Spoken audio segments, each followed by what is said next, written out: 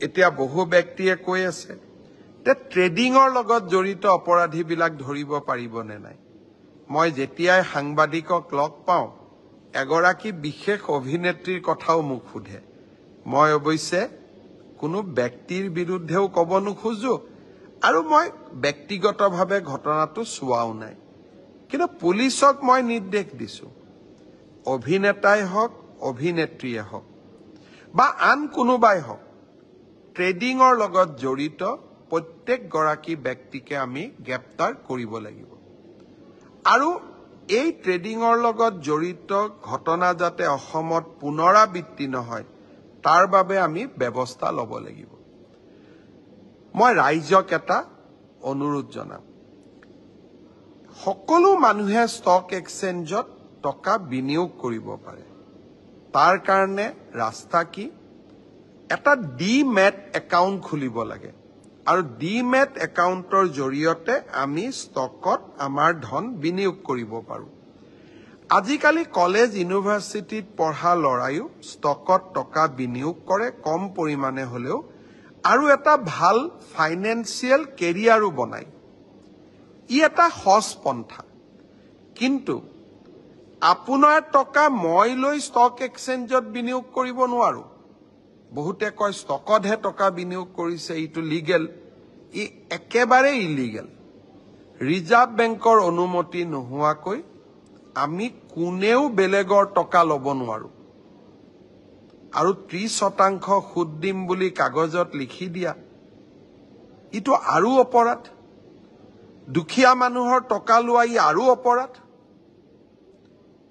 আমি অসম পুলিচক আজি এটা SIT গঠন কৰিব দিছো, যাতে এই ধৰণে মানুহৰ পৰা টকা সংগ্ৰহ কৰা প্ৰত্যেকজন ব্যক্তিক আমি গ্ৰেপ্তাৰ কৰিব পাৰোঁ। বহুতে কয় যে এই ঘটনা চলি আছিল, ময়ো নাজানিছিলো।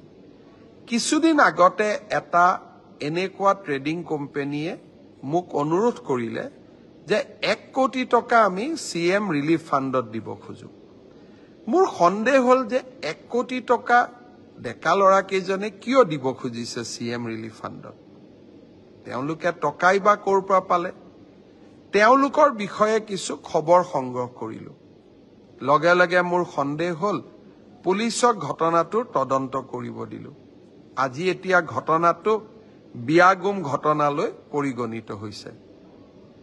মই আশা কৰোঁ পুলিচে ক্ষিপ্ৰতাৰে তদন্ত কৰিব আৰু ব্যৱস্থাও ল'ব, কিন্তু লগে লগে আমি এই ঘটনাটোৰ তদন্ত কৰিবলৈ এনফোৰ্সমেন্ট ডাইৰেক্টৰ, প্ৰৱৰ্তক নিৰ্দেশালয় আৰু ইনকাম টেক্স ডিপাৰ্টমেণ্টলৈকেও চিঠি লিখিছো আৰু মোৰ পৰ্যায়তো মই এই বিষয়ে উচ্চ পদস্থ বিষয়াসকলৰ লগত টেক আপ কৰিম আৰু কিছুদিন তদন্তৰ পিছত যদি মোৰ মনে ধৰে যে ইয়াত আন্তঃৰাজ্যিক চক্ৰও জড়িত আছে বা অসম পুলিচে তদন্ত কৰিবৰ বাবে টেকনিক্যালি ইকুইপ নহয়, প্ৰয়োজন সাপেক্ষে এই ঘটনাটো CBIৰ হাতলৈ গতাই দিবৰ বাবেও আমি সাজু হৈ আছো।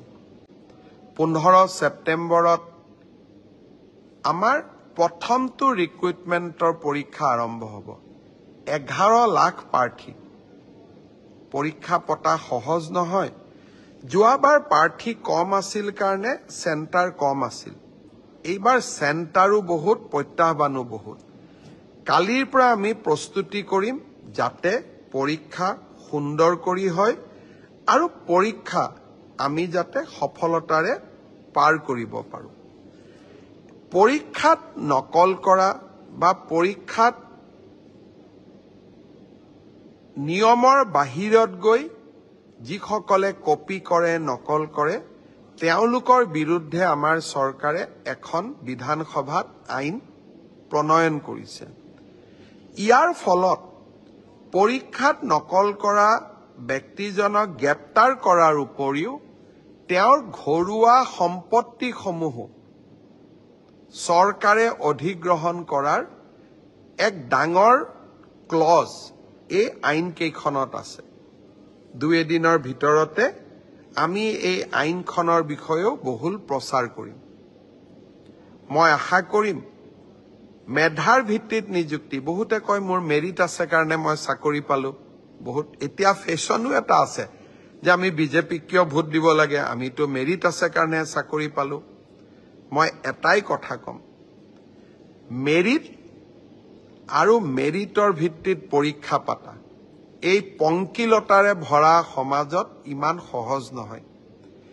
এক প্ৰকাৰ অহা কালি পৰহিৰ পৰা আমাৰ অফিচাৰসকলে ৰাতিয়ে দিনে কাম কৰিব লাগিব যাতে 15 ছেপ্টেম্বৰৰ পৰীক্ষা নিকা হয়।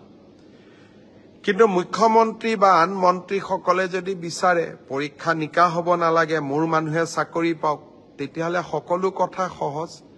৭ৰ বিপৰীতে গৈ আমি কাম কৰিছো। পৰীক্ষা নিকা হওক, আমাৰ মানুহে পাওক নাপাওক, মেধাৰ ভিত্তিত চাকৰি হওক।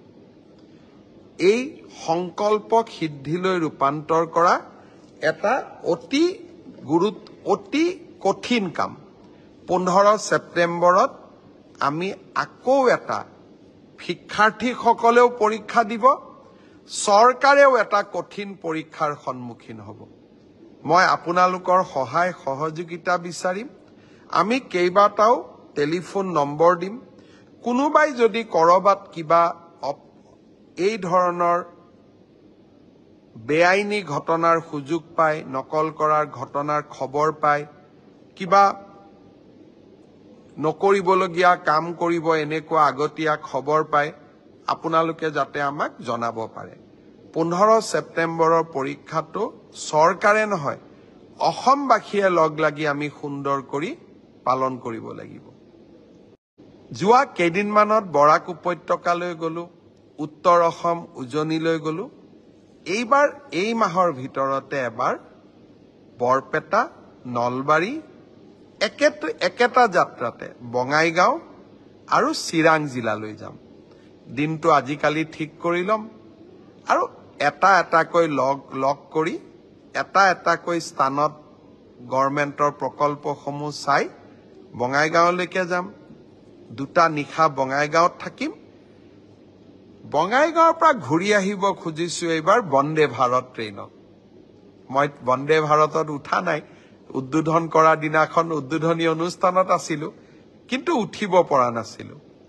আজি মই মনতে, মোৰ লগত মন্ত্ৰী জয়ন্ত মল্ল বৰুৱা বহি আছে, মোৰ লগত প্ৰাক্তন সংসদ পল্লৱ লোচন দাস বহি আছে, আপোনালোকক দেখুৱাই দিছো। আমি সকলোৱে কথা পাতি আছো যে এইবাৰ ঘূৰি আহোঁতে বন্দে ভাৰত ট্ৰেইনত উভতি আহিম, যাওঁতে গাড়ী দি যাম। আপোনালোকক লগ পাম।